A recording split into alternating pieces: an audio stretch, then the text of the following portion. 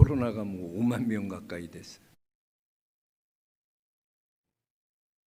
10,000명 넘어갈까 막 그랬는데 눈 깜짝할 사이에 하루 만에 13,000명이 늘어나고 그러다 10만 명 금방 가겠어요. 참 큰일이야.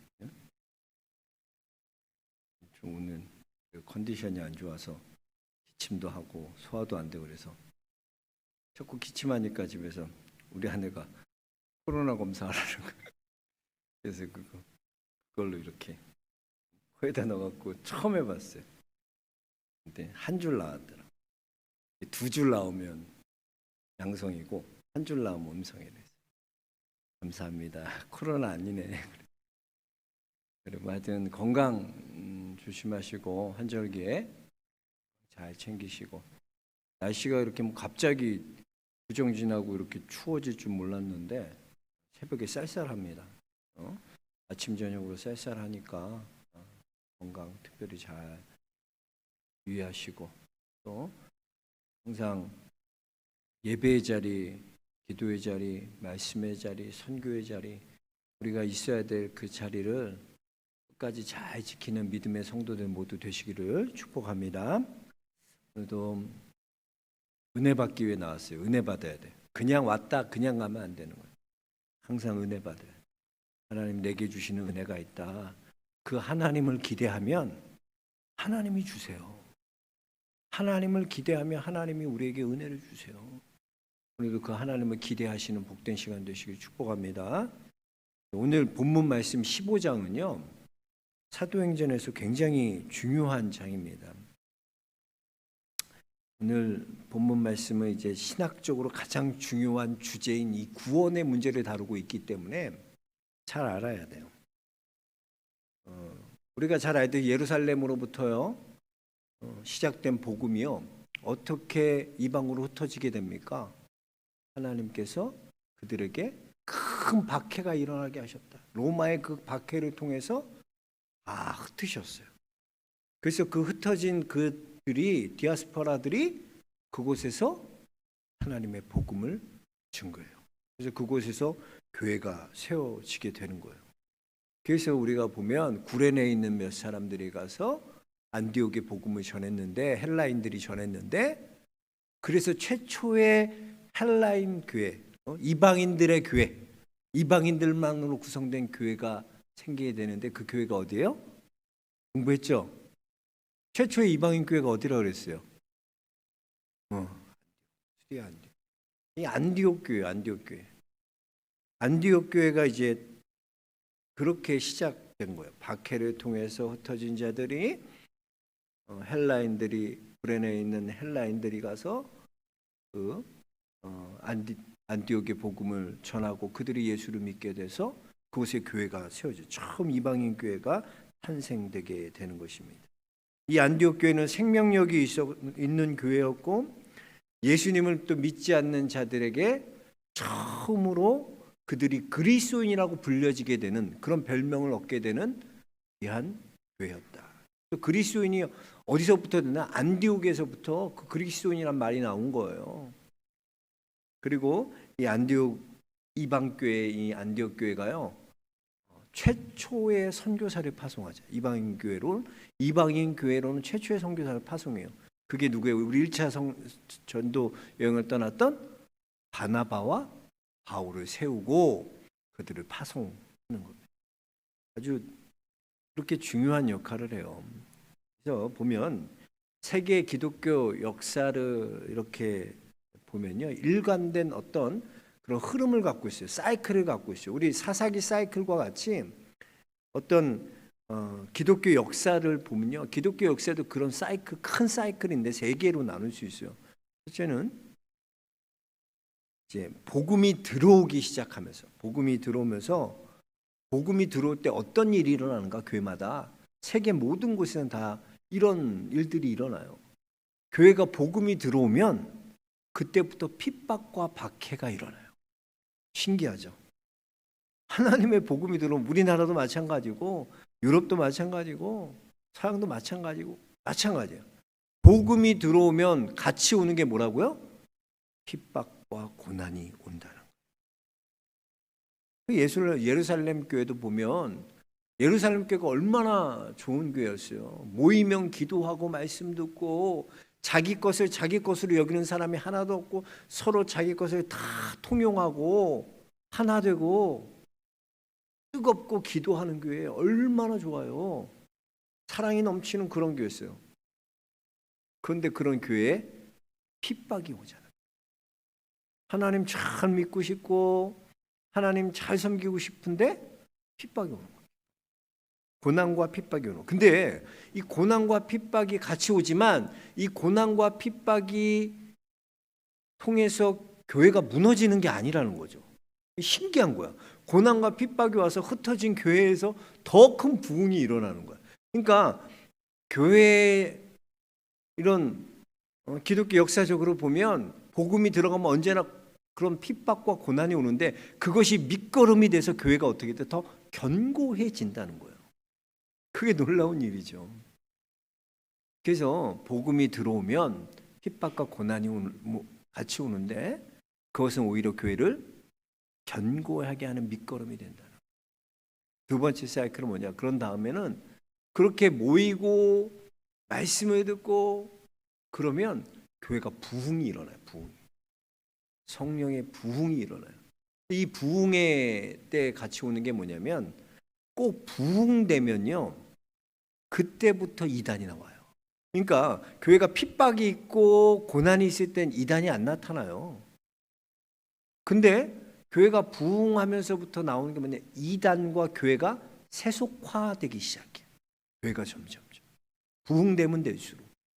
어느 사이클이나 마찬가지예요. 우리나라도 보면 그 70년대, 80년대 보면 교회가 얼마나 부흥했는지 저는 아직도 기억하는 게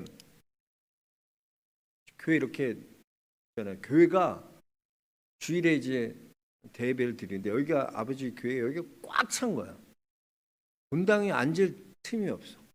꽉 차갖고 저 문을 다 로비 문을 열고 로비에다 보조 의자를 다 놓고 이 문을 열고 예배를 드렸어요.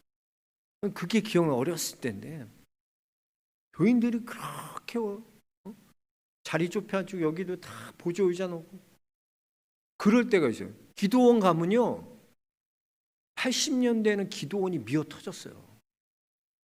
뭐 악기 많이 안 써요. 그냥 북치고 이렇게 신디치고 그러는데도 기도하려고 막 금식하고 그렇게 산에 가서 산에 그 뿌리 나무 뿌리 뽑는다고 뿌리 뽑는다고 그렇게 기도하는 사람들이 많아요. 우리 가는 곳곳마다 밤이면 그 기도원 그 근처에서 기도원 산에서 소리 지르고 부르짖고 울고 너무나 많았어요.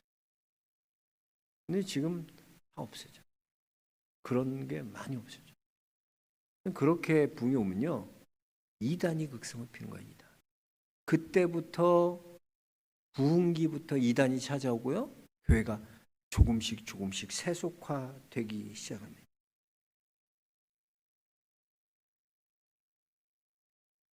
그리고 이제 세 번째 단계가 뭐냐면 교회 안에 세속화되고 이런 부흥을 경험하고 이단이 들어오면 그 다음부터 교회가 어떻게 되냐? 분쟁이 나요. 분열이 나타난다. 교회 안에. 교회에 분쟁이 찾아오고 분열이 찾아와요. 근데 안디옥 교회를 보면요, 안디옥 교회도 얼마나 부흥했는지 뜨거운 교회였어요. 그러나 그 교회 완전한 교회는 아니었어요. 그 교회도 문제가 있었고 분열이 일어나는 사건이 일어납니다. 우리 1절 2절 다시 한번 읽어봅시다. 1절 2절 한번 같이 읽어볼게요. 시작. 어떤 사람들이 유대로부터 내려와서 형제들을 가르치되 너희가 모세의 법대로 할례를 받지 아니하면 능히 구원을 받지 못하리라 하니 바울 및 바나바와 그들 사이에 적지 아니한 다툼과 변론이 일어난지라. 형제들이 이 문제에 대하여 바울과 바나바 및 그 중에 몇 사람을 예루살렘에 있는 사도 장로들에게 보내기로 작정하니라. 무슨 말이냐면, 자 예루살렘 교회에서 이제 바나바와 바울을 바나바를 보내잖아요. 그곳에서 바나바를 보내서 가르쳤어요. 바나바가 자기만 가르친 게 아니라 이렇게 가르치다 보니까 너무 부흥하고 막 그러니까 다소해 갖고 바울을 데리고 오자, 사울을 데리고 오잖아요. 그래서 그곳에서 같이 복음인데 놀라운 역사가 일어나. 그들이 예수 그리스도를 믿고 구원을 받게 되고 구원의 역사와 성령의 임재가 나타나는 거예요. 그러니까 이런 교회의 놀라운 역사가 나타나니까 예루살렘 교회에서 야, 듣자 하니 그렇게 지금 그런 역사들이 일어나더라. 예루살렘 안디옥 교회에. 그래서 유대인들을 몇 명 검증해. 정말 그게 사실인지 좀 확인해 보고 와라. 유대인들이 검증하러 왔는데 지금까지 사도 바울과 바나바에게 들었던 거 뭐예요? 오직 예수 그리스도의 십자가의 은혜로 우리는 구원받는 거다. 우리는 그것으로 구원받는 거다. 그랬는데 이들이 딱 와서 보니까 이 이방인 교회 왔더니 정말 그 말한 대로 그런 부흥이 일어나고요. 교회가 세워졌고 뜨겁고 그런 거야. 성령의 임재가 있고. 이야, 정말 내가 보니까 정말 그러네. 그런데 너희들에게 부족한 게 있어. 부족한 게 있다는 거야. 너희가 정말 구원받기 위해서 뭐가 부족하냐? 율법이 있어야 돼. 그 율법이 뭐냐? 바로 할례라는 문제. 할례 문제에서 걸리는 거예요. 그래서 그들은 구원에 온전히 완성되는 것은 뭐냐? 은혜와 십자가의 은혜 플러스 너에게는 할례가 필요하다는 거예요. 할례. 그러니까 이들 성도들이 유대인들, 예루살렘 교회 유대인들 본교회에서 와서 그런 이야기를 하니까 혼란이 찾아오겠어요? 안 찾아오겠어요? 예수 그리스도의 십자가의 은혜로만 구원받는다고 계속 가르쳤는데 유대교 본교회에서 온 사람들이 오니까 그러니까 바울과 바나바나 변론했다. 다퉜다 그래요. 적지 않게 다퉈요. 왜? 오직 믿음으로 오직 은혜로 구원받는 것인가? 아니면 그거 플러스 꼭 할례를 받아야지 구원받는 것인가? 이 논쟁에 휩싸이게 되는 거예요. 그래서 이런 논쟁이 일어나니까 어떻게 하는 거예요? 교인들 안에 그런 혼란이 찾아오잖아요. 그래서 어떻게 해요? 본교회인 예루살렘 교회로 장로들과 바나바와 바울을 사람들을 글로 와서 검증받게 하는 거예요. 상위기관. 이게요. 여러분 교회가요. 개교회가 문제가 있고 신학적 문제가 있고 개교가 어려움 당할 때요. 이게 개교회에서 해결 못하는 문제들이 있어요. 그럴 때 어떻게 해야 되나? 노회나 총회 이런 교단이 필요한 거예요. 상위기관이 필요한 거예요. 이것을 검증하고 이것을 우리를 보호하고 관리할 부서가 필요한 거예요. 그래서 교단이 중요한 거예요. 교회 교단 없이 다니면 위험한 거예요. 위험한 거예요. 교단 꼭. 그래서 우리도 주보에 보면 나오잖아요. 조치원 영락교회는 대한예수교 장로회 통합교단 소속 교회입니다. 우리는 통합 측 교회 소속이라 소속에 나오는 이게 중요해요. 보면 특별히 선교 단체들 제가 저번에 새벽에도 얘기했지만 이 선교 단체들이요 이 균형이 없어요. 말씀과 기도의 균형을 갖고 사역도 그렇게 해야 되는데 너무 치우쳐 있죠. 하나님의 직통 계시, 하나님의 계시. 그들은 하나님의 계시를 듣고 중동으로 간다는 거예요. 가지 말라 그래도 가야 된대. 거기 있는 후배, 내 여자 후배가 거기 모 선교 단체에 있어. 저랑 자주 교제도 나누고 옛날에 같이 그랬던 간사 자매인데 완전 치우쳐 있더라고. 제가 굉장히 위험한데. 항상 그런 계시 하나님의 음성을 주셨다는 그러니까 음성을 들었으니까 가는 거지. 하나님의 말씀이 기준이 되어야 되는데 한쪽으로 너무 치우죠.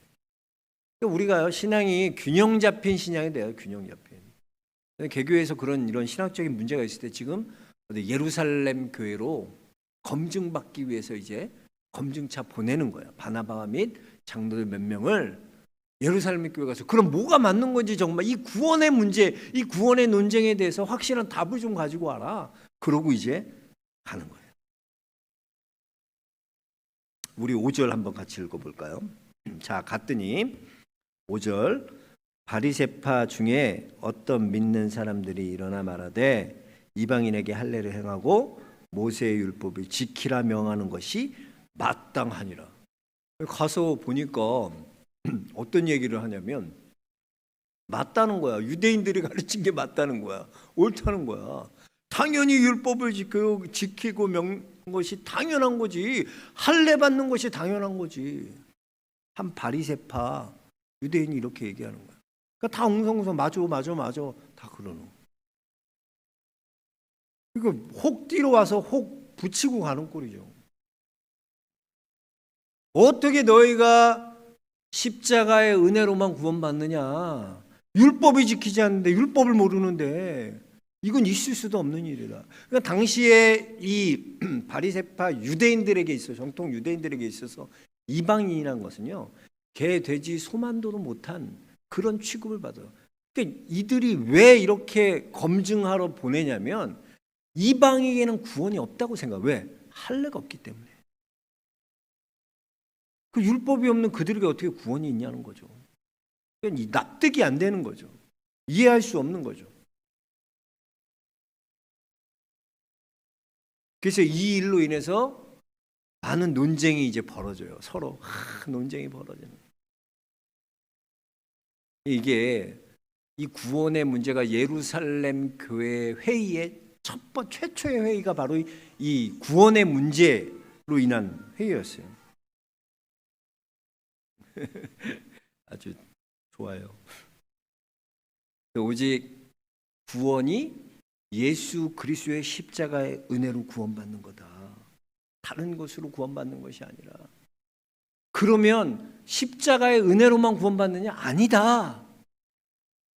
그걸로는 부족하다는 거예요. 왜? 그들은 항상 율법과 전통을 지켜왔기 때문에 율법이 필요한 거다. 십자가의 은혜와 또 할례를 받아야지. 그래야 완전한 구원을 이루는 것이. 이 논쟁이 있었던 거예요. 계속.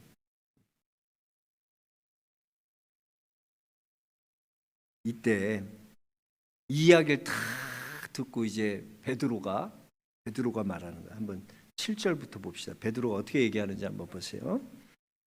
11절까지. 많은 변론이 있은 후에 베드로가 일어나 말하되 형제들아 너희도 알거니와 하나님이 이방인들로 내 입에서 복음의 말씀을 들어 믿게 하시려고 오래전부터 너희 가운데서 나를 택하시고 또 마음을 아시는 하나님이 우리에게와 같이 그들에게도 성령을 주어 중언하시고 믿음으로 그들이 마음을 깨끗이 하사 그들이나 우리나 차별하지 아니하셨느니라. 그런데 지금 너희가 어찌하여 하나님을 시험하여 우리 조상과 우리도 능히 매지 못한 멍에를 제자들의 목에 두려느냐. 그러나 우리는 그들이 우리와 동일하게 주 예수의 은혜로 구원받는 줄을 믿노라 하니라. 바울이 마지막에 바울이 경험했잖아요. 바울이 아니라 베드로는 경험했잖아요. 베드로가 이방인 고넬료의 집에 하나님께서 꿈으로 보여주셔서 그곳에 갔더니 뭐예요? 정말 이방인에게 하나님의 성령이 임하고 이방인에게 구원이 임하는 것을 보게 되었다는 거죠. 그것을 그 베드로는 직접 경험하고 직접 체험했잖아요. 지금 그 얘기를 하는 거예요. 내가 하나님께서 이방의 사도로 하나님께서 내게 그런 은혜 주셔서 갔더니 정말 그런 역사와 일이 일어났다. 그렇게 자기가 경험한 것을 가지고 얘기하는 거예요. 오직 믿음으로, 오직 은혜로 구원받는다. 베드로는 이걸 다시 한번 말해주는 거예요. 여러분, 믿음이라는 것, 우리가 말하는 믿음의 반대말이 뭘까요? 뭐가 믿음의 반대말이에요? 불신. 맞아요. 불신이라고 생각해요. 근데 성경에서는 뭐라고 말하나 믿음의 반대를 불신이라기보다는요, 더 다른 개념으로 설명하고 있는데 에베소서 2장 8절 9절 한번 띄워줘 보세요. 에베소서 2장 8절 9절 같이 한번 읽어보겠습니다. 너희는 그 은혜에 의하여 믿음으로 말미암아 구원을 받았으니 이것은 너희에게서 난 것이 아니요 하나님의 선물이라. 행위에서 난 것이 아니니 이는 누구든지 자랑하지 못함이라. 자, 구원이 어디에서 났다고요? 행위에서 난 것이 아니라 구원은 뭐예요? 내 안에서 그걸 잘 아셔야 돼요. 구원이 내 안에서 생성되는 게 아니에요. 나에겐 구원받을 만한 어떤 조건도 없어요. 어떤 능력도 내 안에는 없어요. 구원은 밖에서 안으로 들어오는 거예요.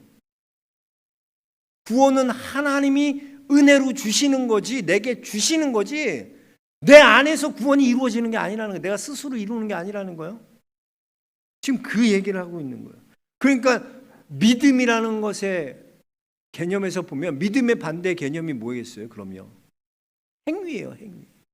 행위로 구원받을 수 있다. 율법이라는 이 할례로 구원받을 수 있다는 거예요. 율법으로 내가 지킴으로 구원받을 수 있다는 거예요. 조심하셔야 돼요. 우리는 절대로 율법으로 구원받을 수 없어요. 물론 율법을 완성하면 구원받아요. 근데 율법을 완성할 인간이 있어요? 예수 그리스도가 율법을 완성하게 오셨는데 예수 그리스도 외에는 없어요. 어떻게 우리가 율법을 완성합니까? 완전히 다 지킬 수 있어요. 우리 아예 그런 존재가 되지 못해요. 오직 우리는 은혜로 구원받는, 십자가의 그 구속의 은혜로 말미암아 구원받는 거예요. 내 안에서 생성된 게 아니라 구원이라는 것은 뭐예요? 하나님이 은혜의 선물로 주신 것이다. 아멘. 확실하게 그 얘기를 하는 거예요. 여러분, 우리는 오직 은혜로, 예수 그리스도의 십자가의 은혜로 구원받는 줄로 믿습니다. 거기에 뭘 첨가하려고 그러면 안 돼. 자꾸 내 어떤 행위와 내 어떤 의를 첨가할 수 없어요. 오직 그것만으로 받는 거예요. 그러니까 내가 자랑하지 못해요, 그거를요. 왜? 내게 아니니까. 구원은 받은 거니까, 내가 내 안에서 이룰 수 없는 거니까, 하나님이 주신 거니까. 그러니까 감사하고 감격할 수밖에 없는 거죠. 자, 이렇게 베드로의 마지막 자신의 경험에서 나오는 이 발언을 듣고 이제 마지막 결론을 이제 야고보가 내리는 거예요. 13절에 보면 야고보가, 자 13절, 말을 마치며 야고보가 대답하여 이르되 형제들아 내 말을 들으라. 이 야고보가 이제 마지막 결론을 다 듣고 변론하고 베드로가 얘기하고 이제 마지막에 이 야고보가 결론을 내려주는 거예요. 야고보는 누구냐면요, 예수님의 동생 야고보로 예루살렘 교회 최고 지도자, 그러니까 지금 말하면 담임 목사, 결정권자가 야고보예요. 야고보, 예루살렘 교회. 이 야고보가 이제 결정해줘요. 그래서 이방인들에 대한 이 베드로가 말한 이 모든 말들은 참말이다, 정말이다. 그 말을 인정해주고 받아들여요. 그러면서 그것에 대한 근거를 어디에다 두냐? 베드로의 경험이 아니라 지금 야고보는 그것을 어디에서 찾고 있냐? 하나님의 선지자들이 예언한 그 말씀에 따라서. 그래서 보면 15절에 선지자들의 말씀이 이와 같이 일치하도다 기록된 말씀을 가지고 얘기하는 거예요. 근거대로. 그러니까 야고보가 지금 여러 변론을 하는 그 유대교회에서 지금 예루살렘 교회 여러 변론들이 일어나잖아. 자기 의견에 내가 맞다, 이거 맞다. 마지막으로 베드로가 다 조용히 하고 탁 일어서서 내가 그러면 내 경험을 얘기해 줄게. 내가 주님 어떻게 만나는지 하면, 내가 그 고넬료 집 이방인 백부장 집에 갔는데, 주님이 가라 그래서 갔는데 그 이방인들이야, 다 이방인들이야. 근데 그곳에서도 하나님의 구원이 임하는 걸 봤어. 성령이, 그 온 식구들이 성령이 충만한 걸 내가 봤어. 그래서 하나님은 구원은 이방인에게도 하나님 구원 주시는 거야. 다른 것이 아니라 믿음으로 구원받는다는 그것을 내가 경험하고 봤다. 그랬는데 야고보가 결론을 내주는 거예요. 야고보는 뭐에 말해요? 선지자들이 말한 그 말씀, 기록된 그 말씀과 이 베드로가 말한 거 일치한다는 거예요. 일치한다는 거예요. 즉 야고보는 하나님의 말씀의 권위를 가장 위에다 두는 거예요. 결론이 뭐냐? 최종 결론은 너희 경험도 맞고 너희 말도 맞고 이런 말 저런 말 다 있는데 최종 결론은 뭐냐? 하나님 말씀이라는 거예요. 이게 중요해요, 여러분. 우리가요, 이것이 옳다 그르다 서로 막 논쟁할 수 있어요. 자신의 것 주장할 수 있어요. 그러나요, 그 어떤 것보다도 하나님의 말씀의 권위보다 위에 둘 수는 없는 거예요. 결론은 뭐냐? 야고보는 어디에다 결론 내려요? 하나님의 말씀의 권위예요. 꼭 기억하세요, 여러분. 우리가 잘 이해 안 되는 일들이 있거든. 인생 살다 보면. 다 인생 살다 보면 이해 안 되는 일들이 있지. 이해돼. 이번에 동계올림픽 하는 거 이해돼요. 그거 우리나라 2명이나 떨어진 이해 납득도 안 되고 이해도 안 되고.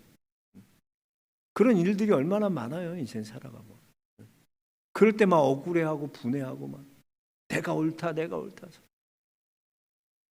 그러나 여러분, 그럴 때요, 하나님의 말씀은 뭐라고 말하는지를 봐야 돼. 하나님의 말씀은 어떻게 기록되어 있는지를 봐야 돼. 그래서 그 말씀이 내 삶의 기준이 돼야 돼. 야고보는 그 얘기를 하고 있는 거예요. 야고보는 하나님의 말씀이 이미 기록된 그 말씀을 가지고 지금 결론을 내고 있는 거야. 그리고 자신의 의견을 하나 피력하는데, 자, 20절 한번 봅시다. 20절 같이요. 다만 우상의 더러운 것과 음행과 목매어 피를 멀리하고 현지하는 것이 옳으니. 자, 보세요. 무슨 말이냐면, 그러니까 그들이 오직 은혜로 구원받아요. 그거는 구원의 분명한 거예요. 이거는 다른 것이 없어요. 오직 은혜로 구원받아요. 근데 뭐냐? 여기서 우음목 피를 피하라 그랬어요. 우음목 피. 우상의 더러운 것과 음행과 목매인 것과 피를 피하라 그랬어요. 이건 뭐냐면, 이것은 구원의 조건이 아니라 구원받은, 이렇게 하나님의 은혜로 구원받은 백성의 삶의 원리예요. 원리. 이렇게 살라는 거야. 그러면 어떻게 해요? 우상의 더러운 걸 피하라는 거예요. 우상의 더러운 게 뭐냐면, 당시에 보면, 당시에 고린도 전서에도 보면 나오지만, 모든 그 시장에 유통되는 고기는요, 이미 제사상에 드려진 고기가 유통되는 거예요. 그죠? 그러니까 그 유통하는 그 고기를 보고 그 바울이 그 고기를 이렇게 먹었어요. 사서 아무거리게. 왜? 그건 우상제. 그걸 그렇다고 내가 그걸 먹는다고 우상 숭배하는 거예요? 그 우상을 믿는 거예요? 그건 아무 상관없어요. 꺼리낌 없어요. 그러니까 그리스도 안에서 우리 안에 자유함이 있다니까요. 하나님 주신 자유가 있는데 내 안에 주님으로 가득 차 있는데, 그 주님이 주시는 그 자유함으로 먹는, 그게 우상에서 드려졌다고 시장에서 유통된다고 그걸 먹으면 안 돼요? 그런데 어떤 경우가 생기냐면, 초신자들이나 믿음 없는 사람이 봤을 때 바울이 그 고기를 먹는 게 갖고 시험에 들 수가 있다는 거예요. 초신자들이 보기에 어떻게 목사님이 고사상, 제사상에 있는 저 음식 먹지? 이게 시험거리가 될 수 있다는 거예요. 그들은 왜? 믿음의 정도가 다르거든. 이해가 안 되거든, 그들은. 그럴 때 어떻게 해야 되나? 그럴 때는 믿음이 연약한 자에게 맞추라는 거예요. 맞춰주라는 거예요. 그게 믿음 생활의 원리예요. 여러분, 항상 그기하세요. 내 믿음처럼 다 같지 않다니까. 여러분이 생각하는, 여러분 믿음대로 저 사람이 똑같다. 아니야. 정도가 달라, 다 분량이. 근데 내 거대로 생각하면 안 된다는 거예요. 연약한 그 사람의 믿음을 생각하고 그 사람에게 맞춰주는 것, 그것이 구원받은, 은혜로 구원받은 사람의 삶의 원리라는 거. 그 얘기를 해주는 거예요. 그 얘기. 아멘? 항상 낮은 자 생각하는 거예요. 항상 믿음 없는 자, 연약한 자, 그런 자에게 맞춰줘서 내가. 그래서 예루살렘 교회 이 회의가 중요한 것은 바로 이 구원의 문제는. 이 구원은 뭐예요? 오직 은혜로만 구원받는. 절대 율법이 없어요. 믿음의 반대는 뭐다? 행위야, 행위. 자꾸 행위 강조하면 안 돼. 하나님 앞에 내가 기도도 열심히 하고요, 내가요 교사로도 봉사하고요, 내가 교회 청소도 했고요, 내가 뭐 이것도 했고요, 저것도 했어요. 그러니 하나님 나 이제 복 주셔야 돼. 나 잘 되게 해야 돼, 이번 일. 우리 안에 은연히 그런 게 있어. 하나님 내가 이렇게 헌금하고 봉사하고 이렇게 했으니까 이번에 한 사업 이거 잘 돼야 돼요. 하나님 아셨죠? 이게 우리의 행위가 드러나. 아니야. 이번 주에도 내 지난주에 설교했잖아. 하나님 불쌍히 여겨줘야 돼. 하나님 나는 아무것도 아니고 내가 행한 건 아무것도 없지만 하나님 날 불쌍히 여겨주시면 됩니다. 그 불쌍히 여겨주시는 은혜로 구해야지. 자꾸 우리의 행위를 가지고 나오지 말라는 거예요. 우리는 오직 은혜로 구원받는 줄 믿으시기 바랍니다. 그거 외에는 없어요. 내게 아니고도 선물로 받은 거예요. 그러니까 난 자랑하지 못하는 거예요. 그 얘기를 15장에서 하고 있는 거예요. 여러분 그렇습니다. 우리는 하나님의 은혜로 구원받았어요. 우리의 행위가 아니에요. 하나님의 은혜요. 그러니까 항상 하나님 저를 불쌍히 여겨주세요. 긍휼히 여겨주세요. 그러면 인생이 풀려. 하나님이 나를 긍휼히 여기시고 불쌍히 여기시면 안 될 인생이 없어. 여러분 꼭 하나님 앞에 그 은혜를 구하시고 그 불쌍히 여김을 구하고 그 긍휼을 구하시는 믿음의 성도들 모두 되시길 주의 이름으로 축원합니다. 하나님